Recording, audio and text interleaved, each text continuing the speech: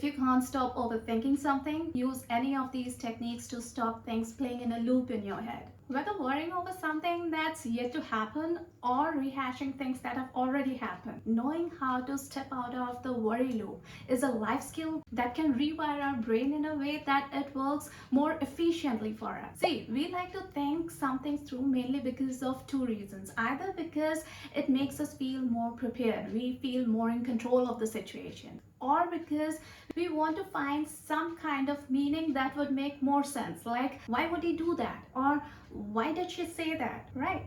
But this becomes a problem when we focus more on what could go wrong, when we can't stop overthinking, focusing also on the things that we don't have any control over. And when you focus on the things that you don't want, 101 possibilities can pop up in our mind. Anxious overthinking has a lot of what ifs, and so it sends us into decision paralysis. We can't decide which of the what if scenarios to tackle first, and at a subconscious level we become afraid to take action, whether it's the thing you want to avoid or you dread might happen. Overthinking always has some kind or some degree of fear at the core of it. And so to stop catastrophizing, worrying what all could go wrong, we use perceptual repositioning with cognitive reframing, looking at the situation in a way that makes us feel more in control. Worrying unproductively or overthinking has a lot of whys, like why is this happening to me, or why couldn't things be like that?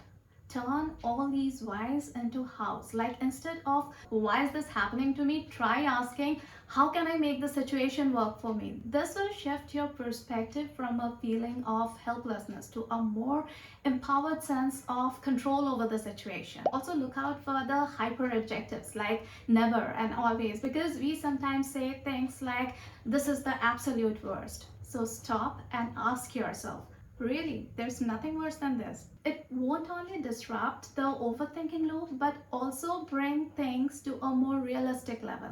And for the times when we keep rehashing things that have already happened, when we can't stop overthinking something from the past, the next one works really well. Now, it's not really easy to move on or get over things when you are feeling hurt or snubbed or betrayed, right? We simply can't sometimes turn it off, stop it playing in a loop in our head. Or we want to think something through from every angle, trying to find some kind of meaning that would make sense. Now, that's totally normal, and there's a lot of perfectly reasonable explanations behind it. But what we don't understand, or what we don't usually connect it with, is that it also hurts how we handle other problems, things happening right now, in real time, in her life. Obsessive thinking, like why did I let that opportunity slip, or thinking about an ex or something embarrassing, all this creates a kind of mental rut, which then makes it really tough for us to come up with out of the box solutions in life, solutions that help us manage situations more effectively. And what can help stop overthinking and worrying is using the second position of perceptual repositioning. Here's how it works. See, situations do not have any emotional value attached to them, except for the ones that we attach to them. Like say, you see something unfair happening. It can make you feel angry, but it can also make someone feel sad or leave another person totally unaffected by it, walking away as if nothing happened. The situation was the same, but how we looked at it decided our reaction to it. And we usually take offense at what we assume the other person's intentions are. So try to put yourself in the other person's shoes and see if it could mean something else. Like say you said something to your friend, but now you can't stop thinking how they reacted or what might they be thinking of you. So imagine yourself at the receiving end, as if you are that friend and someone just like you said that thing to you. What else can you see about the situation now?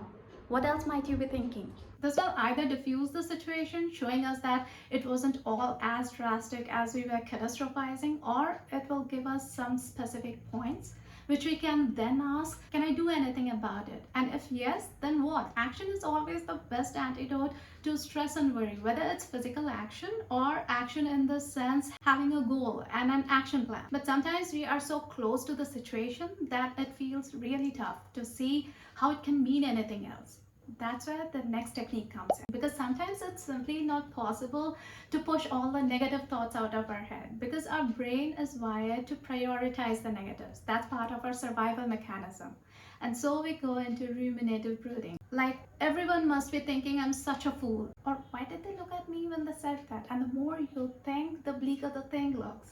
So to stop overthinking and step out of that self-punishing loop, use the third-party operator of perceptual repositioning. See, filters in our brain edit and color everything we experience. And these cognitive distortions are unique to each and every one of us. That's why when you ask a crowd what's happening, you get a bunch of different reactions. So to get out of your overthinking loop, think of the situation as if you are watching it between people you don't know, sitting at the next table in a restaurant. What would you think of the conversation? Because see, it will help you take a more objective look at the situation, because it helps us detach emotionally from whatever is happening. And when we do so, it breaks our preoccupation with our own interpretation of what happened. It helps us open our eyes to other perfectly plausible explanations too. But self-doubt has a way of hurting our confidence in our decisions and our choices, and the techniques we discussed right now depend a lot on how well we can manage that self-doubt. How much do we truly believe in the explanations, in the alternate explanations